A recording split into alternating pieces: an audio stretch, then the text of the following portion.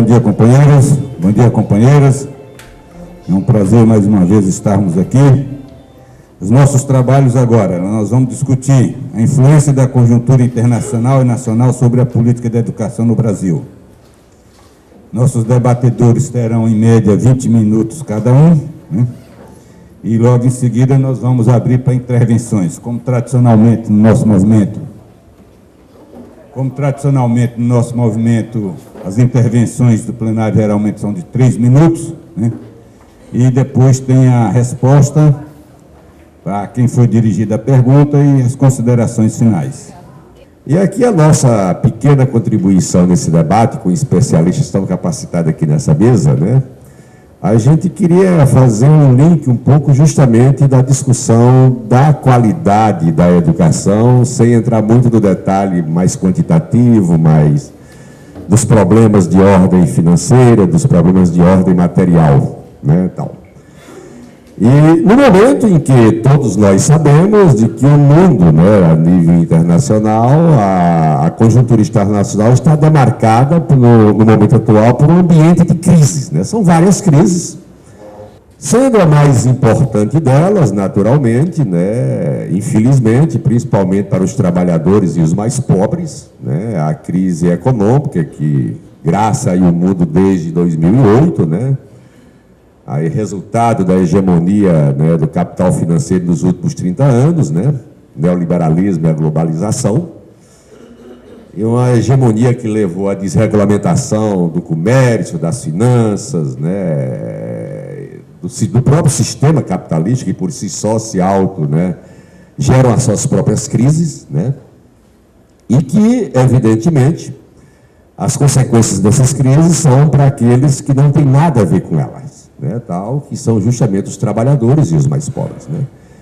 E é que nesse ambiente de crise, né, que naturalmente as consequências também vêm para todas as políticas públicas, né, e evidentemente de que até pela própria situação de política pública no Brasil, né, historicamente, as preocupações aumentam, né, no momento de crise desse, em relação, né, justamente à capacidade de investimento, à qualidade, e algumas tendências que eu diria que ressuscitam, né, nesses momentos de crise, no que diz respeito principalmente à qualidade da educação.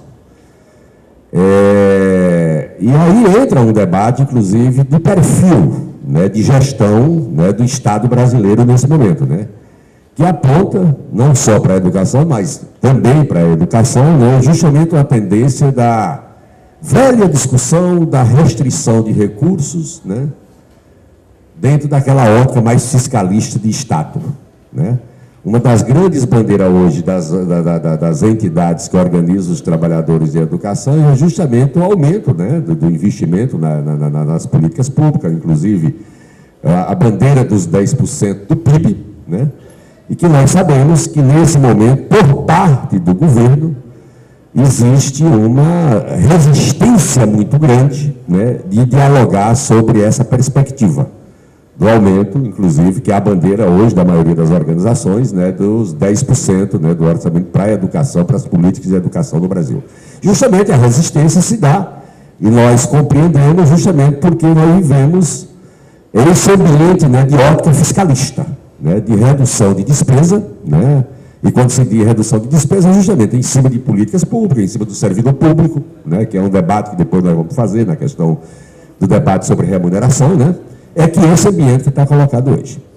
Bem, as outras tendências que vão graçando também nesses ambientes, né, que ainda é impregnado de, eu diria, de valores neoliberais, apesar de partir do neoliberalismo ter morrido, eu acho que em 2008, né, porque pelas suas próprias contradições do ponto de vista dos seus argumentos, né, de existir, mas continua, né, ainda algumas tendências no caso de políticas de educação, né, da prioridade no ensino fundamental como responsabilidade dos estados e municípios, né. Há essa tendência de aprofundar essa transferência de responsabilidades, né, não tratando as políticas de educação como uma política única, né, uma política de Estado, né. Sempre esse um pouco de transferir responsabilidades, né, até para alguém se isentar dessas responsabilidades, né, tal. Uma outra tendência aqui, né, que é uma tendência também que passa por, que é aprofundada com esses ambientes de crise, né, que é a tendência da eficiência dos resultados, né, tal, que é o rápido e barato é apresentado como critério de eficiência, né, tal. Isso é uma tendência, né, que inclusive, isso dentro do contexto de política de educação, do ponto de vista da qualidade da educação que está sendo, né, implementada no país, é extremamente preocupante, né, tal.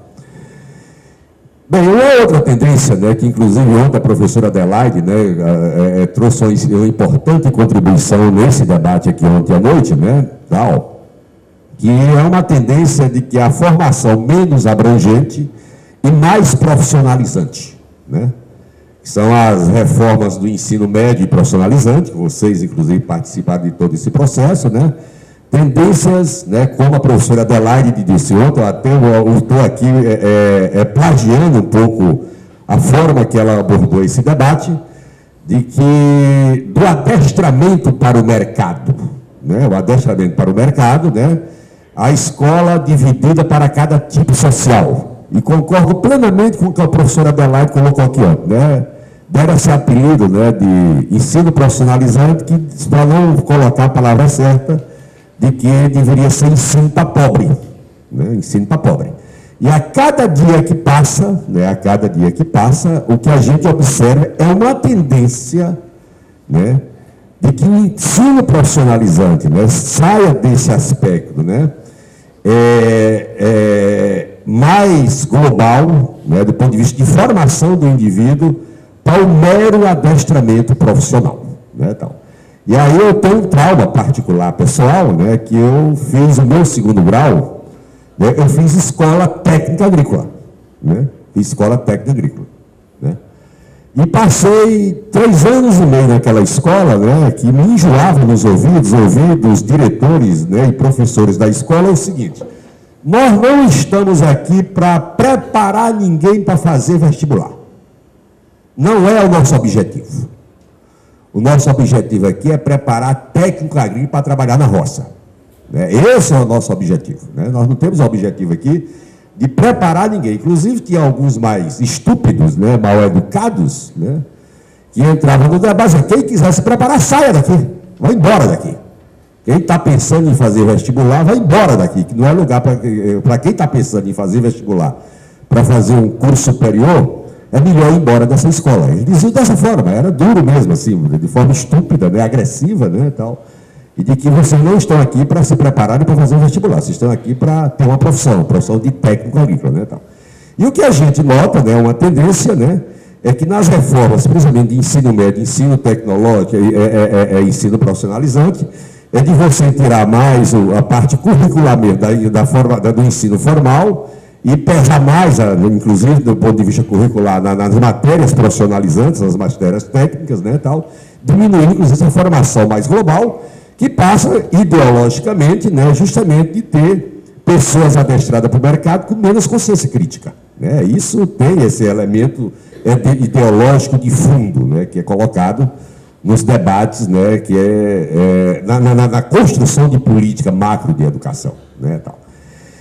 E, bem, tendências, né, que a gente observa mesmo, né, de privatização do ensino, né, e não podemos desconsiderar aqui, né, porque a gente não pode desconsiderar os fatos, né, que nos últimos 8, 9 anos houve um aumento considerável do número de universidades públicas no Brasil, né, isso é um fator positivo, de política positiva de Estado, de governo, não o suficiente ainda, né, para atender as demandas da sociedade brasileira, né, do ponto de vista de vagas, né, no ensino superior, principalmente para aqueles que não têm condição de pagar a universidade privada, né, e, ao mesmo tempo, né, a gente não vê iniciativas mais efetivas de controle da iniciativa privada, né.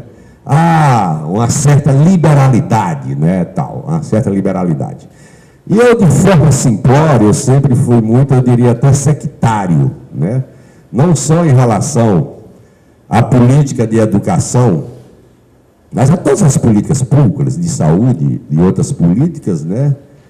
De que as forças dominadoras do Estado brasileiro, que extrapola qualquer governo, né, porque as forças que dominam o Estado são muito maiores do que o governo, né, e que continua, do meu ponto de vista, aí do interesse seguinte: enquanto tiver, né, o que próprio possibilita o lucro da saúde privada é a falta de qualidade da saúde pública, né, tal. E, naturalmente, também sou radical na mesma ótica do questão da educação. Enquanto, né, que não tivermos educação pública de qualidade, isso garante o lucro da educação privada, né, tal.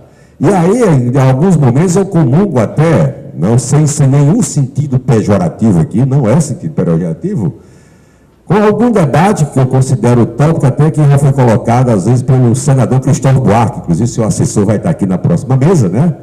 De que o Cristóvão, em alguns momentos, nesse debate sobre a educação, ele já colocou a utopia de que todos os gestores públicos, todos os políticos eleitos pelo povo, né, deputados, senadores, vereadores, prefeitos, etc., etc., de que fosse obrigado por lei que os filhos deles estudassem em escola pública, né, tal. E aí, eu sei que é uma utopia, né, do ponto de vista de perspectiva de isso se efetivar. Mas eu acho que seria importante, do ponto de vista prático. Se fosse obrigado por lei, eu sei que inclusive é autoritário isso, né, tal. Fere as liberdades de opção, de escolha das pessoas e tal.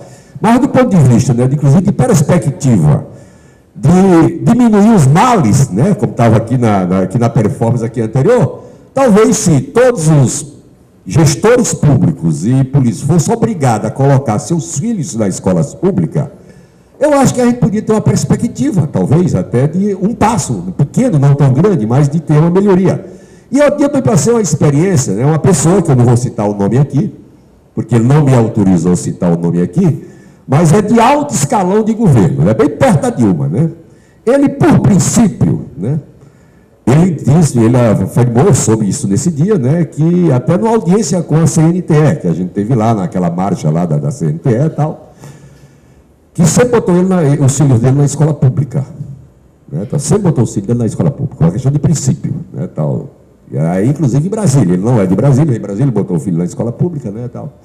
E que estava, inclusive, enfrentando um problema particular com as filhas dele na escola, né, tal, porque a escola estava lá com 30 computadores há 2 anos, né, os computadores lá já se deteriorando, né, e não conseguia montar os computadores lá para o processo de aprendizagem da escola. E que ele tinha reunido lá algumas pessoas que tinham filho e tinha resolvido a situação. Talvez tenha resolvido a situação pelo peso político da autoridade, né, que resolveu a situação de instalar lá os 30 computadores, que estava 2 anos no depósito, né, tal.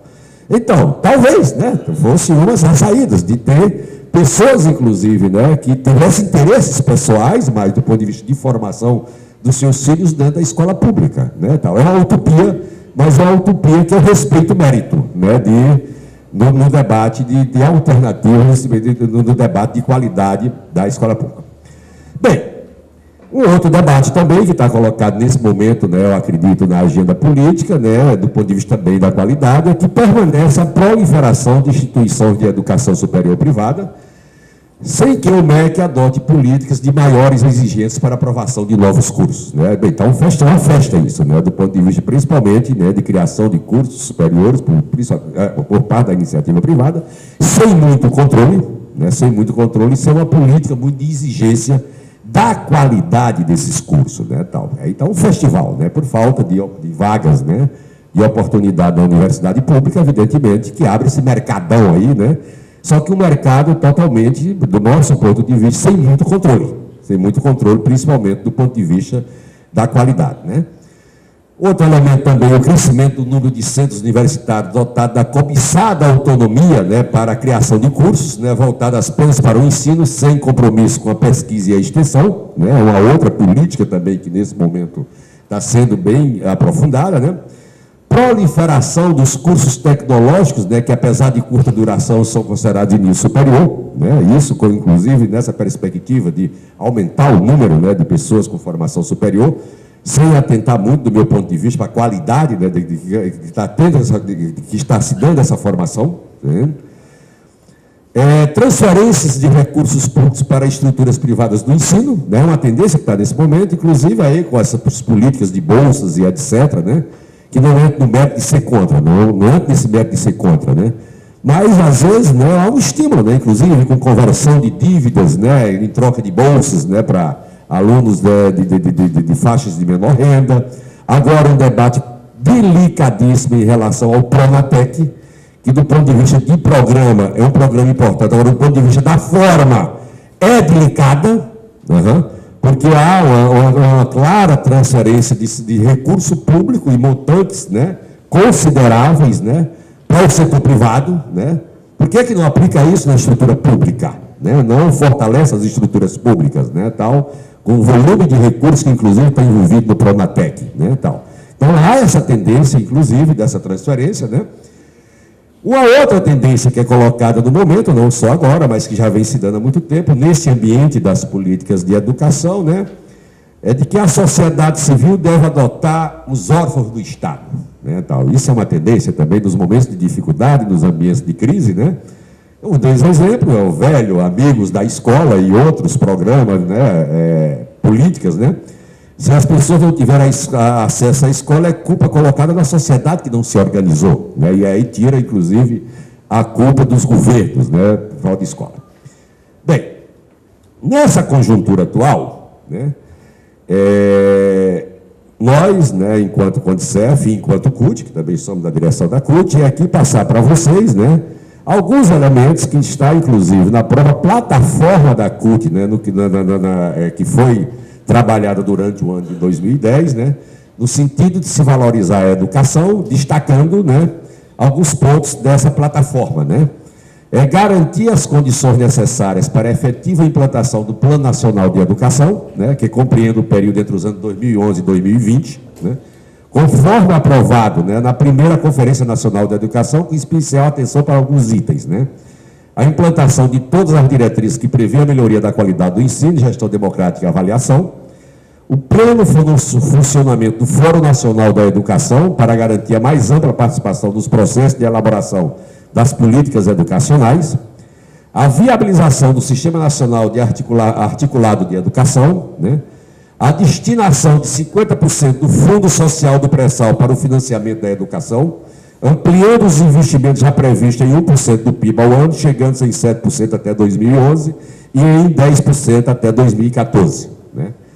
A ampliação do acesso, permanência e sucesso escolar em todos os níveis e modalidades de ensino, educação infantil, ensino fundamental, ensino médio regular, ensino médio técnico profissionalizante, ensino tecnológico e ensino superior, além da modalidade de educação de jovens e adultos. Né? Ampliar os recursos que têm como objetivo de garantir a manutenção e permanência dos estudantes via assistência estudantil em todos os níveis de ensino. Né? Ampliar o financiamento para a universidade pública, a fim de se garantir maior qualidade, crescimento e implementação dos projetos e pesquisas, ensino e extensão voltados para os interesses da sociedade e do mundo do trabalho, dentre outras plataformas, né, que acreditamos serem elementos importantes que está colocado na agenda, né, da nossa intervenção enquanto organização social, enquanto organização de trabalhador, no debate sobre a política da educação. Né? Como é que está o nosso tempo aí? 5, né?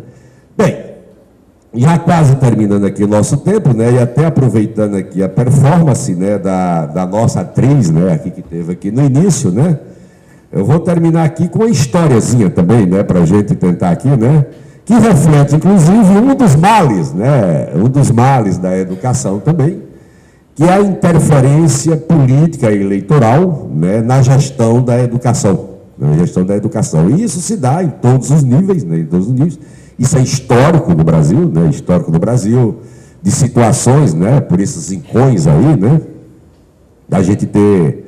Hoje melhorou, né, melhorou muito, mas eu conheci no interior do Piauí, né, que eu sou do Piauí, né, e sou do sertão, né, conheci situações de professor analfabeto, né, literalmente, né, tal.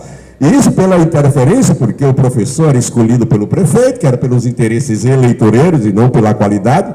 Às vezes na comunidade tinha até uma pessoa qualificada, né, para suprir essa carência, né, de alguém, de um formador, né, mas não votava no prefeito, né, quem ia ser professor do município era o analfabeto, né, e tendo inclusive pessoa qualificada na comunidade que poderia atender essa demanda, né. E me lembro, né, sempre brinquei com essa historiazinha, né, que exemplifica um pouco nessa situação, né, que é de que uma sala de aula, né, bora colocar assim, no município, no interior, nos rincões, né, do coronelismo desse país, né, que a supervisora passou, a professora não estava na sala da aula, né, ela resolveu dar uma entrada e dar uma averiguada ali, né, fez uma pergunta só, né, era uma professora de história, né, e perguntou aos meninos quem tinha colocado fogo em Roma, né. Bem, os meninos se apavoraram com aquilo e todo mundo se defendendo. Supervisora, não fui eu. A senhora pode procurar quem foi que colocou fogo nesse negócio aqui, não fui eu que coloquei fogo em Roma, né, tal. Bem, ela voltou para a diretora do colégio da escola assustada, né? Olha, aquela professora não tem condição, não tem a mínima condição. Eu fui perguntar aos meninos, né, quem é que tinha colocado fogo em Roma. Os meninos ficaram lá tudo apavorados, se defendendo que não tinha sido eles que tinham colocado fogo em Roma, né, tal. Aí a diretora disse, supervisora, dá um apertinho que eles dizem quem foi, viu? Pode dar um apertinho lá que eles confessam, você vê, tal. Aí ela saiu apavorada para o prefeito, né, tal. Chegou lá na escola municipal, o prefeito, é o seguinte, você tem que demitir a professora e a diretora, né, tal. Ela, a supervisora, revoltada com a situação, né. Tem que demitir as duas, né, são duas incompetentes, não tem condição de formar os meninos, uma professora de história, tal e tal. Aí o prefeito veio logo e disse, olha, mas, supervisora, você tem de entender, olha, aquela professora é filha do vereador fulano, eu não tenho como demitir ela, né, porque vai me criar problema aqui político na Câmara, né, tal. A diretora é muito pior também, os nossos compromissos, as nossas alianças políticas aqui não me permitem, né, demitir essa diretora, a senhora está me pedindo muito, né, mas faz o seguinte, supervisora, levanta o prejuízo aí desse incêndio que a prefeitura paga, né, tal, não tem nenhum problema, né, tal. Então, isso reflete justamente, né, essa interferência fisiológica, né, tal, que tem ainda na gestão da educação brasileira, né, e que, evidentemente, né, é algo que a gente também tem de lutar pela justamente a gestão feita por trabalhadores de carreira, né, por profissionais de carreira e profissionais competentes para que a gente tenha a perspectiva de melhorar essa política que ainda temos muito a alcançar em termos de qualidade de educação pública nesse país. Esses são elementos que a gente queria colocar para o debate. Muito obrigado e a gente fica aí aberto para o debate. Lúcia. Eu, como vocês, acho que alguns aqui já conheço um bocado de gente está aqui, mas como tem alguns que talvez a gente não se conheça, eu sou servidora federal também, como vocês. E sou do ramo da educação, sou funcionária de universidade, sou chamado técnico administrativo, no caso particular da Federal do Rio de Janeiro. E seja porque estou no ramo da educação ou porque estou lá na direção nacional da CUT, essa pauta da educação, mas particularmente daquilo que provoca aquilo que a gente assiste do desmonte do Estado brasileiro, mas que atinge particularmente a educação, ela está presente, especialmente depois que a gente consegue, depois de um bocado de luta e esforço, elegeu o Lula como presidente da República, né, na tentativa de a gente ver mudanças importantes na política, particularmente a política econômica do país, na condução que se dava, né, aos rumos que o país iria tomar.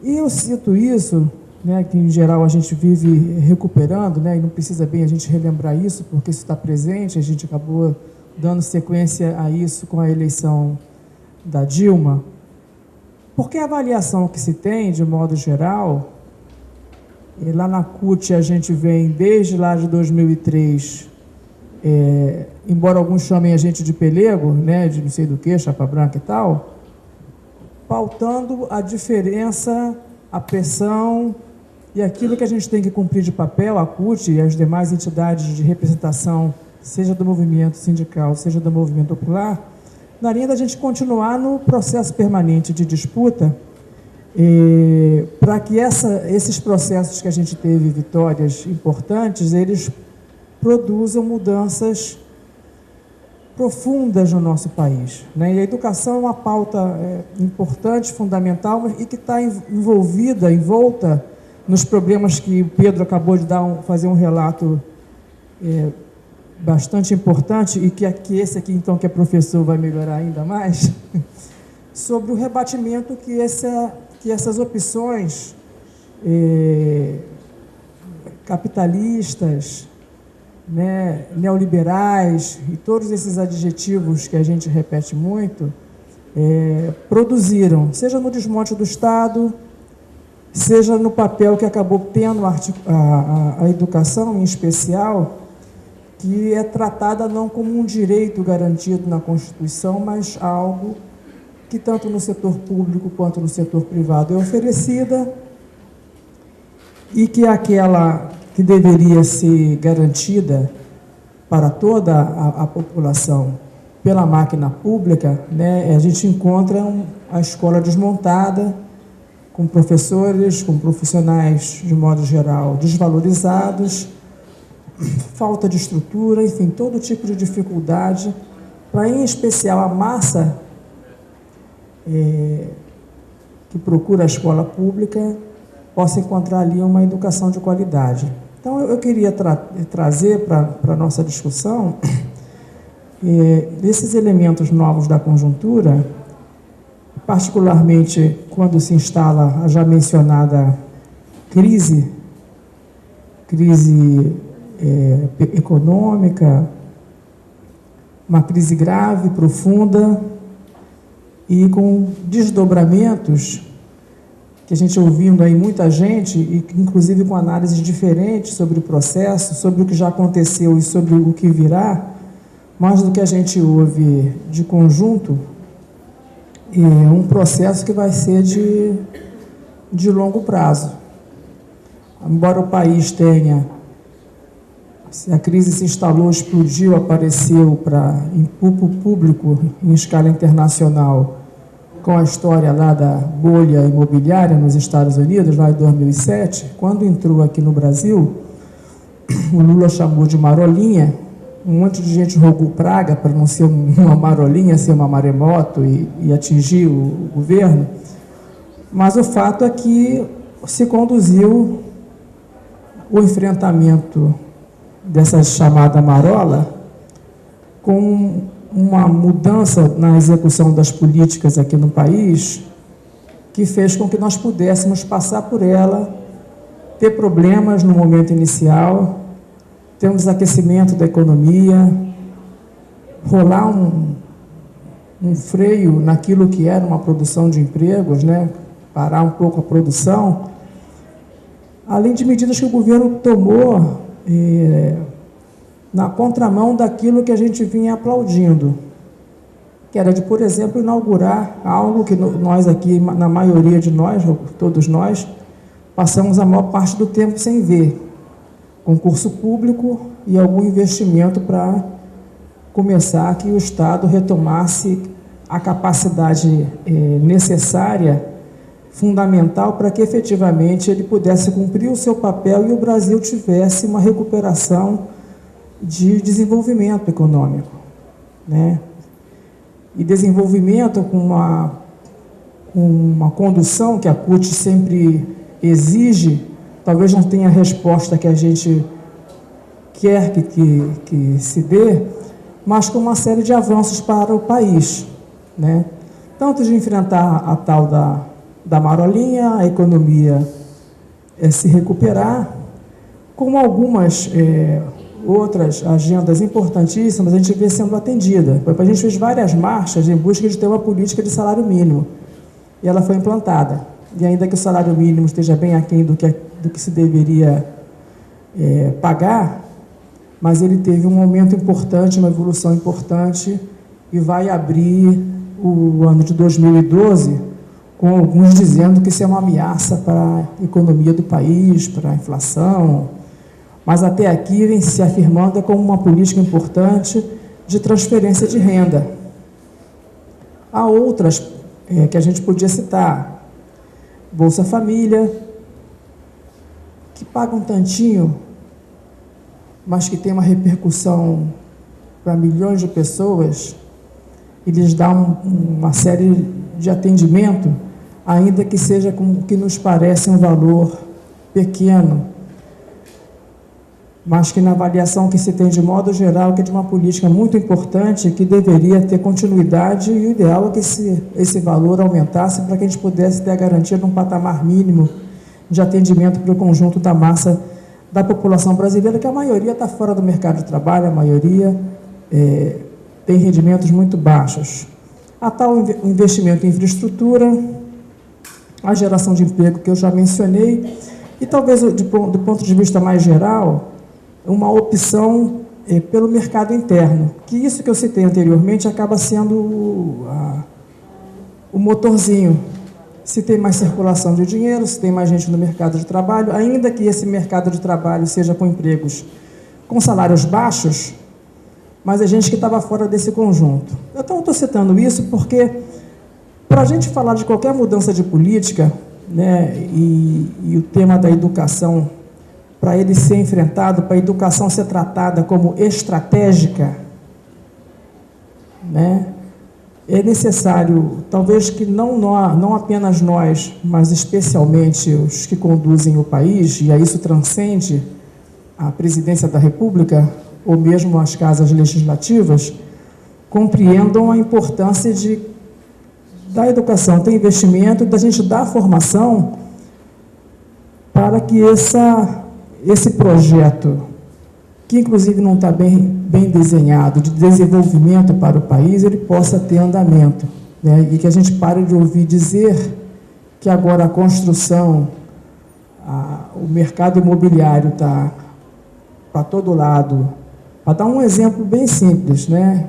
A todo vapor, e não tem gente com especialização, com formação para trabalhar, né? Se a gente deixar rolar, o que a gente vai ter é uma importação de mão de obra com a formação exigida para dar conta do processo que o país vem vivendo, que é bastante distinto do que a gente tem notícia sobre o que está acontecendo no mundo. Os Estados Unidos, que acabou ficando na sua mão o poder, né, quando caiu a União Soviética lá atrás, ficou só os Estados Unidos, ele agora está numa crise que está tendo rebatimento. A gente vê na Europa os casos, Grécia, Itália, Espanha, né, e todos os exemplos que a gente tem visto numa contramão de tudo que a gente gostaria de estar assistindo, que a Europa não vive há muitas décadas, né? Desemprego, quebradeira, retirada de direitos, especialmente o serviço público sendo desmontado, né? E a tal da marolinha aqui nos protegendo, mas o diagnóstico mais geral isso tem continuidade. Então, eu estou citando essas coisas por quê? Porque é para destacar algo que talvez nós estejamos convencidos, mas que tem que virar uma pauta e que a CUT, de alguma maneira, já abraça, mas tinha que ter um pouco mais de força, de dar tratamento às questões que estão para todo o público considerar, que são as questões relativas à educação, ter maior investimento, como já foi citado aqui pelo Pedro, que resulta do que a gente teve de Conferência Nacional de Educação, dos 10% para a educação, da garantia pelo menos do piso, que já não é tanta grana assim, e que está restrita aos professores, não se estende aos demais profissionais da educação básica. No caso das universidades, nós aqui que somos das federais, a gente pode até dizer que o professor universitário ganha bem, mas se comparado, olhar a estrutura de tabela, tudo mais que é exigido dos docentes, e a garantia da necessária dedicação exclusiva que se diz que a universidade exige, né, está-se muito longe de poder estar respondendo a isso, que dirá a minha categoria dos técnico-administrativos, que a maioria está como eu, assim, indo para a aposentadoria, e se não se aposentou é porque está esperando alguma novidade, e aqueles que entraram nos concursos, que foi no número de contratações importantes, mas que muita gente está entrando por uma porta e saindo pela outra, se tem uma outra oportunidade de concurso. por causa dos salários que se mantêm. E agora nós vamos enfrentar 3 anos de congelamento, que é a tal da contradição.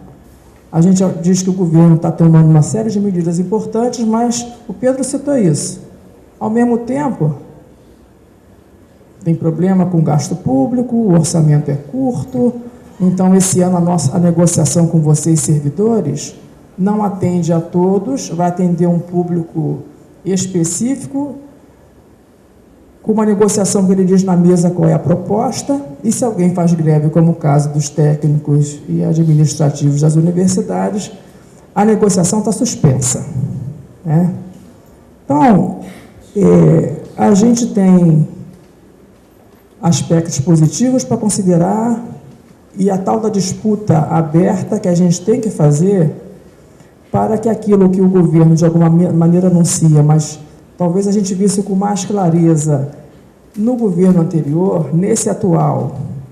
Há uma série de perguntas que a gente fica se fazendo, né? O governo começa cortando 50, né, um corte de 50 milhões no orçamento. É porque o governo começou, então isso aí é uma medida, um cuidado que se toma de início, mas depois isso pode ter um redesenho.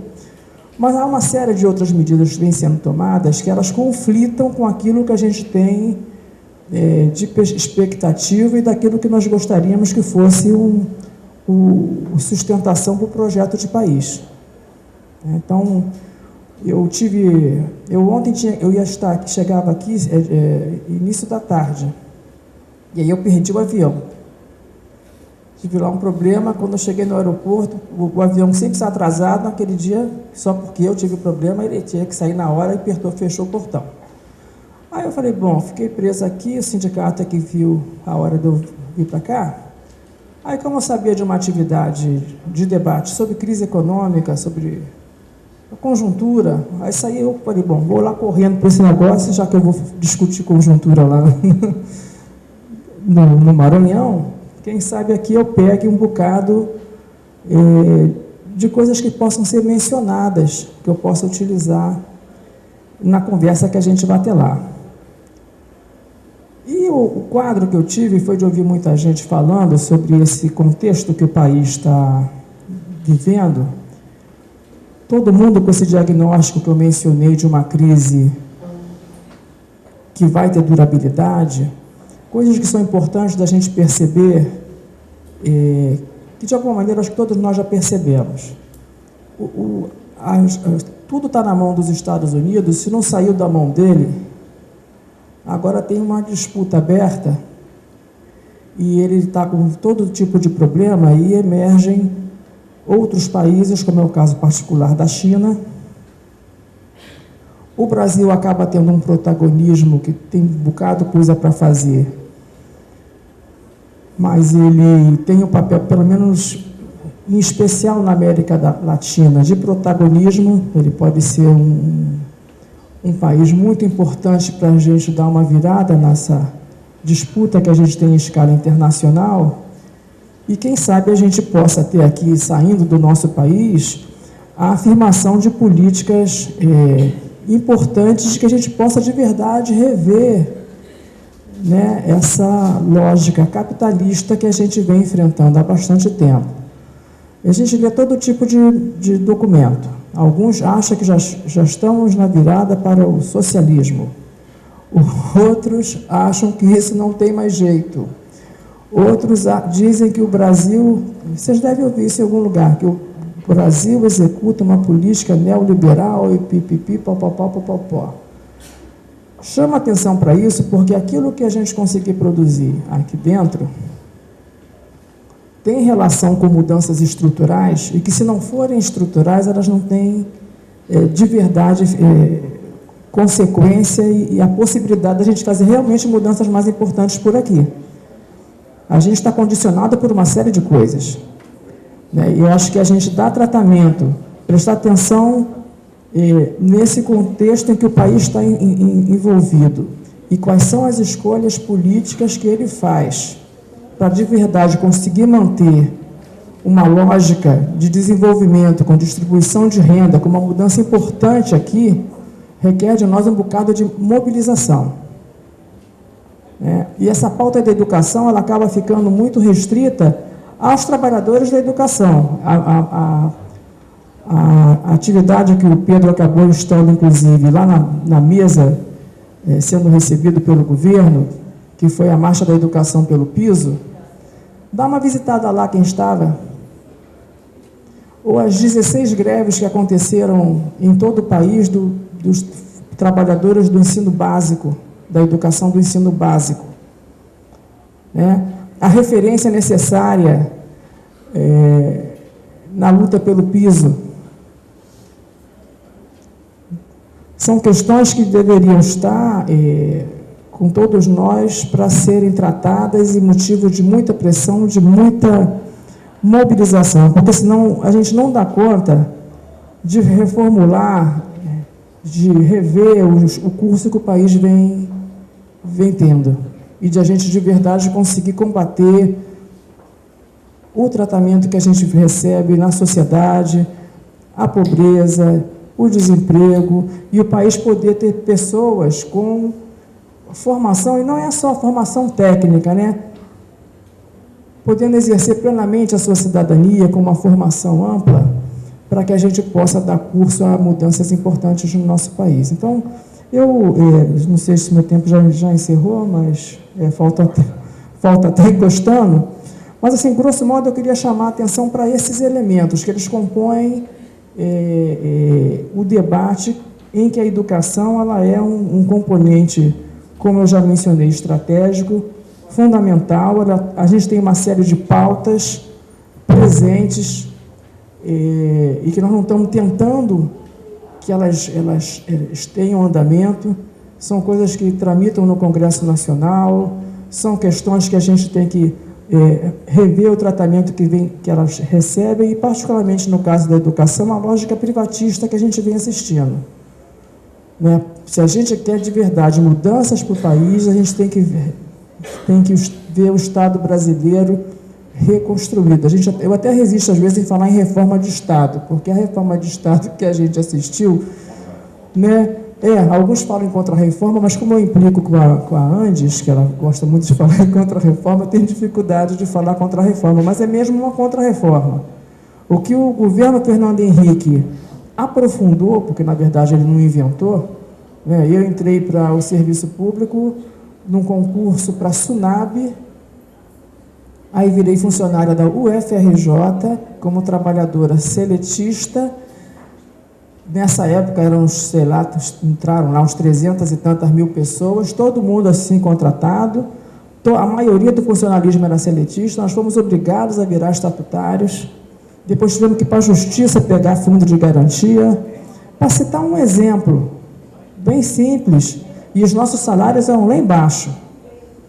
Né? Então, se a gente conseguir uma recuperação, e que a gente reclama um bocado que ela ainda é rebaixada, mas o que a gente teve de resultado agora nesse último período do governo Lula tem relação com essa análise que a gente tentou fazer aqui, de alguma mudança de curso, de uma revisão do papel do Estado, tímida ainda, mas que tem que ser necessariamente aprofundada para que qualquer dessas pautas que a gente tem presentes possam virar realidade. Então, eu encerro por aqui e a gente fica para o debate. Tá? Obrigada. Agora o professor Lúcio, para fazer a sua palestra. Agradecer o convite ao PROIFES, acho que talvez seja necessário um breve esclarecimento sobre nossa entidade, que é relativamente jovem. Ela nasceu em 2004, né? Nós atuamos nas universidades federais, pertencíamos à ANDES, né? Que é um sindicato nacional Só que a ANDES era todo mundo, é um grande guarda-chuva que deseja representar todos os professores do ensino superior, né? Mas nós achamos que há uma especificidade do trabalho docente nas federais e resolvemos criar o PROIFES, que nasceu como fórum e no próximo ano, a partir de 1º de janeiro, se transformará numa federação de sindicatos locais, né? Então nós quebramos a estrutura de um grande sindicato nacional que existia antes e estamos criando, já existe sindicato local na Federal do Rio Grande do Sul, a Federal de Santa Catarina, na Federal de São Carlos, Federal de Goiás, Federal de Mato Grosso do Sul, Federal da Bahia, do Rio Grande do Norte e do Ceará. Aqui no Nordeste nós já somos maioria em termos de número de docentes que estão vinculados ao PROIFES, né? Aqui vai ter eleição aqui no Federal do Maranhão agora, né? E nós vamos lançar uma chapa aqui, precisamos do apoio aqui de todo mundo, especialmente dos cotistas nessa disputa que é fundamental para todos nós, para o pessoal aqui, não sei se tem ninguém da Federal do Maranhão aqui, mas da Federal do Maranhão. Ah, é? Bom, que ótimo. Espero que concorde com as nossas teses aqui referentes a... Depois a gente pode até organizar uma conversa sobre isso, né, para esclarecer melhor, o ambiente não é esse, mas se houver discussão, eu me disponho a gente depois terá uma breve discussão para esclarecer essa situação, ok? Bom, dito isso, eu passo a discussão do nosso tema, que, bom, eu sou professor de História Econômica, História Contemporânea, então eu não resisti a fazer também um breve histórico dessa discussão, que no fundo leva ao debate sobre a relação entre capitalismo e políticas educacionais, né? Ou seja, a educação não é algo tido como redentora, que ela por si só vai levar o indivíduo a um processo de libertação, né, de superação de sua própria alienação, porque a educação ela se universalizou como política, né, já no final do século XIX, no Japão, na Alemanha, exatamente foram países que começaram a se unificar, a se constituir como nação, e a educação, não só a educação, mas ela teve um papel importante, por exemplo, para que a nação passasse a ter como referência o Estado, né? E nesse aspecto, a educação ela não apenas tinha um fundamento ideológico, nesse sentido, mas também ela foi importante para inserir esses povos nesse novo capitalismo que estava surgindo no final do século XIX. Né? Quem lembra das aulas de História lembra Lênin, na emergência do imperialismo, né? Uma nova configuração que o capitalismo passa a ter no final do século XIX. E também porque é um momento de grande disputa política, né? E de luta pela expansão de direitos políticos. Os trabalhadores, ou seja, o povo, a maioria, lutava pelo direito ao voto, pelo direito à representação política, pelo direito à sindicalização, pelo direito, enfim, a se atuar como sujeito político, né? E, é claro, você passar o voto, o direito à decisão à maioria, principalmente por parte daqueles que sempre controlaram o Estado, né, e atuaram como aristocracia dentro do Estado, sem consulta, sem legitimação política por parte do povo, isso era um perigo muito grande, né? Então era necessário também construir instituições que dessem suporte, né, a esse processo de dominação também, né? Mas também não só isso, como eu disse, quer dizer, a educação foi fundamental, porque ela não apenas ela inseriu esses povos na lógica das relações capitalistas, mas também ele foi decisivo nos modelos de desenvolvimento que foram implantados nesses países aí por diante, especialmente os países desenvolvidos. Eu citei aqui o caso da Alemanha e do Japão, mas essas políticas foram logo depois sendo inseridas e se universalizando nesses países, na Europa, nos Estados Unidos, no Japão, não é? E logo cedo, quer dizer, já no início do século, o Japão já era, por exemplo, um país pré-feudal, quando se unificou como país, em 1868. No final do século já começava a disputar a hegemonia econômica na Ásia, já derrotava a Rússia numa guerra, foi um protagonista importante na Segunda Guerra Mundial, na luta contra a Ásia, depois contra a Rússia. O caso da Alemanha também, né?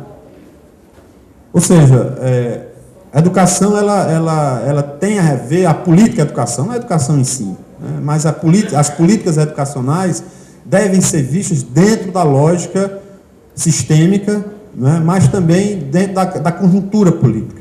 Porque esse é o momento também, quer dizer, quando nós tivemos a Revolução Russa, em 1917, né, os conflitos se aceleraram muito na Europa até 45, e depois de 45 nós tivemos uma outra mudança importante, né? Agora no ensino universitário, porque até aí havia uma universalização da educação básica, né? Todas as pessoas tinham direitos, e até uma certa obrigação do Estado nesse sentido. A partir da Segunda Guerra, do pós-Segunda Guerra Mundial, a universidade passou a ser um locus importante de mudança social, né? Então você tem um crescimento da classe média e havia um crescimento da demanda para o ensino universitário. Então, se até então as vagas nas universidades eram contadas aos milhares, às dezenas de milhares, depois dos anos 50, nós vamos ter aí isso sendo contado aos milhões, né? A quantidade de universidades, instituições universitárias, do ensino universitário se multiplicou por várias vezes. O caso do Brasil também pode ser visto, né, claro, com as limitações nossas, do nosso modelo de desenvolvimento, mas no Brasil, até o 64, por exemplo, nós tínhamos entre 90 e 100 mil estudantes universitários. 20 anos depois, nos anos 80, nós já tínhamos mais de 1,5 milhão de estudantes nas universidades. Claro que aí também cresceu muito o peso das universidades particulares, como continuou crescendo, esse dado nunca baixou, né? E a partir daí, dos anos 80 principalmente, anos 90, há uma pressão maior por uma qualificação dessa força de trabalho aqui no Brasil, né? E isso também passa a ter rebatimento nas políticas educacionais. É importante salientar, essa breve introdução, ela tem o objetivo de que tanto compreendamos, né, essa relação entre capitalismo, desenvolvimento do capitalismo e políticas educacionais, mas também levar em consideração que dentro as conjunturas políticas e econômicas são decisivas para isso, né, para que essas mudanças ocorram. Por que depois, no pós-guerra, essa questão se tornou importante, assim, estender, não a universalização para o ensino superior, porque a rigor ela nunca existiu e dificilmente nós vamos ter uma política, mesmo os países socialistas, né, no bloco socialista e tal, nem todo mundo, você não tinha universalização do ensino superior, né? Ele sempre foi destinado para... Nem todo mundo se dispõe a seguir, tem outros objetivos, outros interesses, né? Ninguém quer necessariamente seguir uma carreira tendo como fundamento o ensino superior. Então, aqui, né, no pós-45, essa pressão era uma pressão que também levava em consideração a pressão política da sociedade sobre o Estado, né? Porque ali você teve um crescimento muito grande da União Soviética, influência política, ideológica na Europa, no mundo inteiro, e as pressões da sociedade, chamado Estado do Bem-Estar Social, que se constituiu a partir daí na Europa, no mundo desenvolvido, né, levou à necessidade de maiores investimentos sociais, na educação, na saúde, políticas habitacionais, políticas previdenciárias, enfim, de políticas de proteção social, né? Aqui no Brasil, nós transitamos também para o modelo de desenvolvimento industrial, a partir dos anos 30. Mas a concepção que nós tivemos, que a elite brasileira teve sempre, foi de algo que era um desenvolvimento voltado aí no máximo para 30% da população, né? E o restante esteve sempre de fora. Nunca houve uma política de expansão do mercado interno. Ela foi destinada ao mercado interno, mas, a rigor, ela sempre foi restrita a um percentual. Tanto que, qual é o dilema nosso, né, do ponto de vista econômico? É que quando você tem crescimento econômico, crescimento da renda, há sempre pressão inflacionária, né? O cruzado, o que aconteceu com o cruzado em 86? O cruzado, houve a inflação que ficou congelada, as pessoas tiraram o dinheiro da poupança e começaram a consumir,